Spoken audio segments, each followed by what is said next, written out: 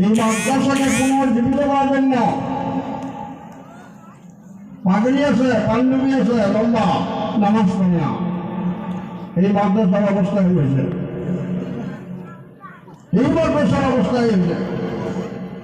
এই জন্য এই মাদ্রাসাকে জিন্দা করা, যে সমস্ত বুজুর্গ এই মাদ্রাসার ছুটি কেড়ে নিচ্ছে, ওনাদের কি আশা ছিল যে আমরা মারা যাব, এই মাদ্রাসাগুলো চলবে, সব আল্লাহ আজাদ থেকে আমরা বাঁচে থাকবো।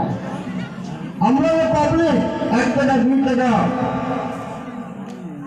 100 200 করে ধান দেয় চলে দেয় বড় করে আজাদের জন্য, বড় করে যাতে আল্লাহ জাহান্নামে না দেয়। কিন্তু আজকে দেখা যায় চালা হয় মাদ্রাসা পড়া নাই, মাদ্রাসার ছাত্র নাই।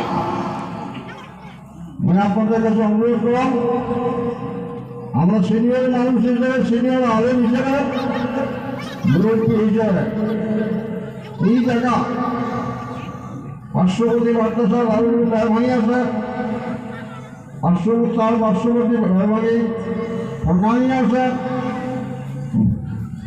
মাদ্রাসা পূর্ণরূপ দেওয়ার জন্য ছাত্র দেন এবং ওস্তাদগুলা কেয়ার করে লক্ষ্য দেন যে ওস্তাদ খালি কালেকশন করবে না, পড়া পারবে, এটা লক্ষ্য দেওয়া দরকার।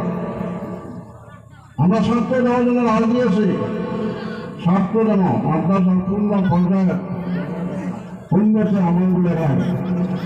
কথাটা অনেকের ভালো লাগবে, অনেকগুলো বেয়া লাগবে।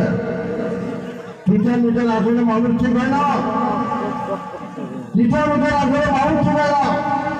কেন মাদ্রাসা অবস্থায় লোকাল মাদ্রাসা কেন বানিয়েছে?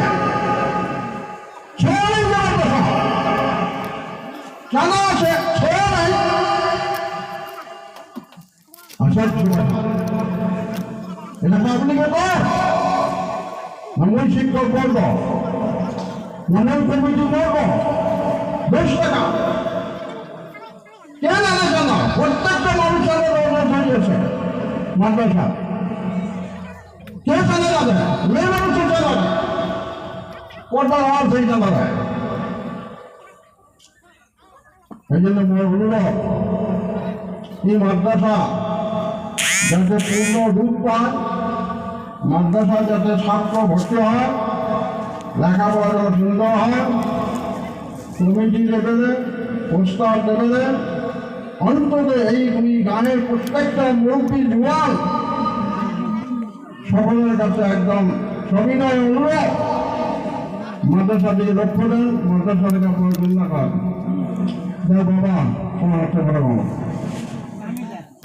আমার এই সুগন্ধের যারা আছে, ভাস্কর জোয়ার যায় 10 মিনিটের জন্য কয়েকটা কথা বলে তারপর আস্তে আস্তে করে হবে।